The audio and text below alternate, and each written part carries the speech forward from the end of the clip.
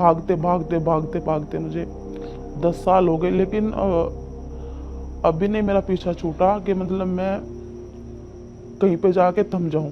ये सब कुछ ऐसा ही है। फैसले के बाद कुछ नहीं बदला। नहीं बदला।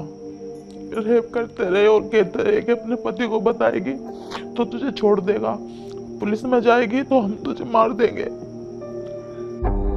उसने 10 साल तक एक लंबी लड़ाई लड़ी, उन लोगों के खिलाफ अकेले लड़ी जिन्होंने उसके साथ 2013 में मुजफ्फरनगर में हुए दंगे के दौरान उसका रेप किया।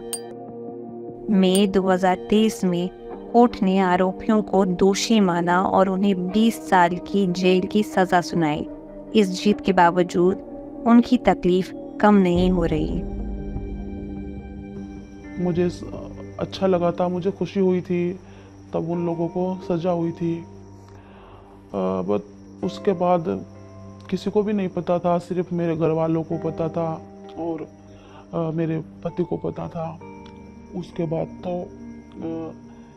सबको पता चल चुका है कि मैं हूँ, अच्छे से जान गए हैं लोग। किसके बाद, जब से वर्डिक्ट आया है? जब से फैसला आया है। उससे पहले नहीं पता था? उससे पहले नहीं पता था, उससे पहले इतना नहीं पता था कि मतलब जितना अब सबको पता चल गया है। कैसे पता लगा सबको? बस कुछ वहाँ पे पत्रकार थे, उन्होंने मेरा मतलब नाम बोल दिया था, मेरा नाम से भी और मेरी पिक्चर भी डाली हुई थी, उससे पता चल चुका है। मैं बहुत नर्वस रहती हूँ, मतलब और भी ज़्यादा बीमार हूँ मैं उसी दिन से, बहुत ज़्यादा। ये कुछ लोकल पत्रकार थे? लोकल ही थे, यहाँ आसपास के ही थे। बस ये नहीं समझ में आ रहा कि मतलब मैं क्या करूँ। भागते भागते भागते भागते मुझे 10 साल हो गए, लेकिन अभी नहीं मेरा पीछा छूटा कि मतलब मैं कहीं पे जाके थम जाऊं।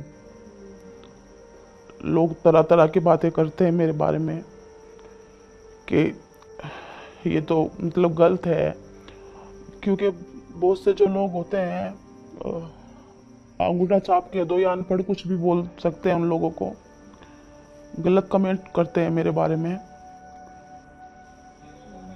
और ये कमेंट आप कह रहे हैं तब से बड़े, जब से फैसला आया, उससे पहले नहीं थे? उससे पहले नहीं थे, जानबूझ के ऐसा हुआ है, बदनाम करने की साजिश होगी।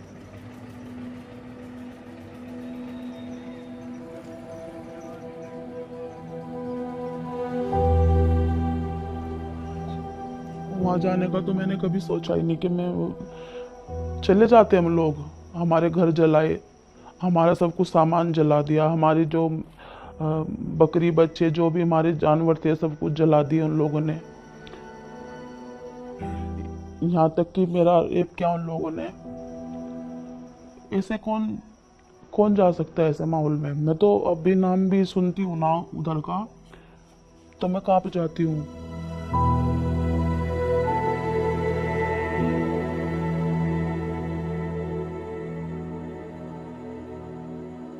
तब से ही 9-10 साल हो गए, मैं बहुत बीमार रहती हूँ, तब से ही मैं उस हादसे को नहीं भूल पाई। उन लोगों ने कोई कसर बाकी नहीं छोड़ी, यहाँ तक कि उन लोगों ने मुझ पे कोर्ट में भी, मुलजिमों ने के वकील ने कोर्ट में भी मुझ पे नए नए तरह की इल्ज़ाम लगाए कि ये गलत है, अच्छी औरत नहीं है, ये तेरा घर किधर था, मतलब तेरा गांव किधर था, मकान का मुंह किधर था, खेत कितने लंबे लंबे थे, ये खेत के जो खेत में गन्ने खड़े थे वो छोटे थे बड़े थे, इस तरह के सवाल। मैंने कहा मैं वहाँ पे ना ही तो गन्ने नाप रही थी और ना ही मैं खेत की लंबाई चौड़ाई देख रही थी कि क्या था क्या नहीं था, मुझे अपनी पड़ी थी। इस तरह के सवाल उनके वकील ने मुझसे किए। बहुत परेशान किया, बहुत ज़्यादा परेशान किया हम लोगों को।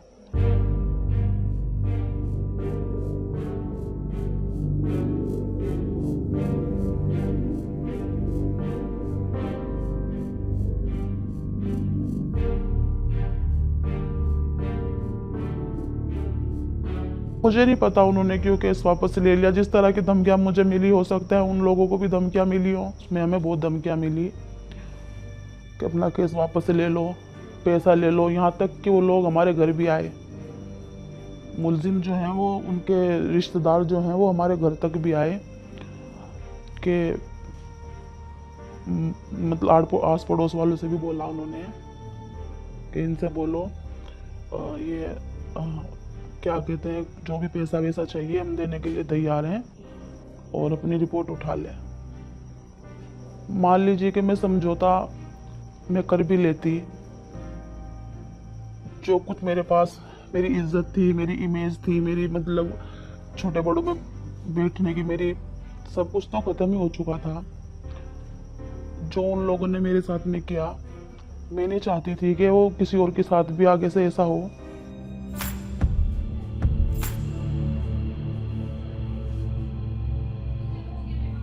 शुरू में मैं रिपोर्ट ही नहीं करना चाहती थी। मैंने अपने पति से भी कहा था, उन लोगों ने, जब वो लोग रेप कर रहे थे तो उन लोगों ने धमकी दी थी कि बस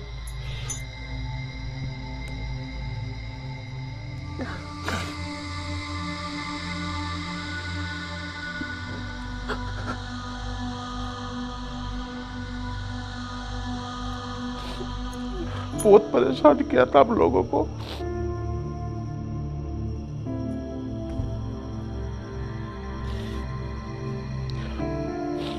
रेप करते रहे और कहते रहे कि अपने पति को बताएगी तो तुझे छोड़ देगा, पुलिस में जाएगी तो हम तुझे मार देंगे। मैं रिपोर्ट ही नहीं करना चाहती थी। मैंने अपने पति से भी कहा था कि मैं पुलिस को नहीं बताना चाहती, लेकिन मैंने अपने पति से बताई सारी बातें। मेरे पति ने कहा कि इसमें तूने जानबूझ के नहीं किया, मैं तुझे कुछ नहीं कहूँगा, परेशान ना हो, मैं तेरे साथ हूँ, घबरा मत। मुझे डॉक्टर की भी दवाई भी ला के दी थी।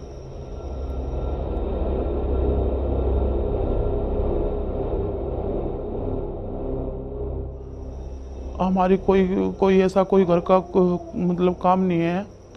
मेरे जो हस्बैंड है वो घर में कपड़े सिलाई का काम करते हैं। बच्चों की तरफ से बहुत परेशान हूँ। बच्चे पढ़ना चाहते हैं, बच्चों को पढ़ा नहीं पा रही हूँ इनकम की वजह से, काम की वजह से। मैंने खुद भी पढ़ा है दिल्ली में। मैंने बच्चों को ट्यूशन पढ़ाने आती थी मैडम। बच्चों से भी पढ़ रही हूँ, मैं भी पढ़ रही हूँ, बच्चों से पढ़ रही हूँ मैं भी। मैं चैटिंग भी कर लेती हूँ इंग्लिश में, हिंदी भी आती है अच्छे से पढ़नी, और थोड़ा लैंग्वेज भी ठीक अच्छे से हो गया। तो यही चाहती हूँ कि मतलब जब मैं तो काफ़ी उम्र हो चुकी है, पढ़ के इतना बड़ी हूँ, बच्चों के लिए भी सोचती हूँ कि बच्चे भी अच्छा पढ़े, आगे बढ़े।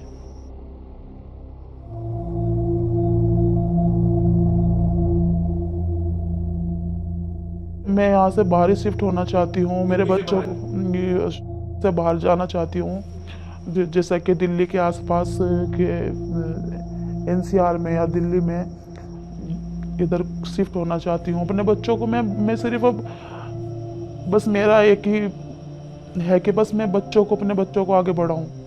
मेरा भविष्य अपने तो खराब हो गया जैसा भी होना था, लेकिन मैं सिर्फ यही चाहती हूँ कि मेरे बच्चे आगे बढ़ें, और जो लोग ये मेरे बारे में मतलब इधर उधर की बातें करते हैं बच्चों तक मतलब ना पहुँचे।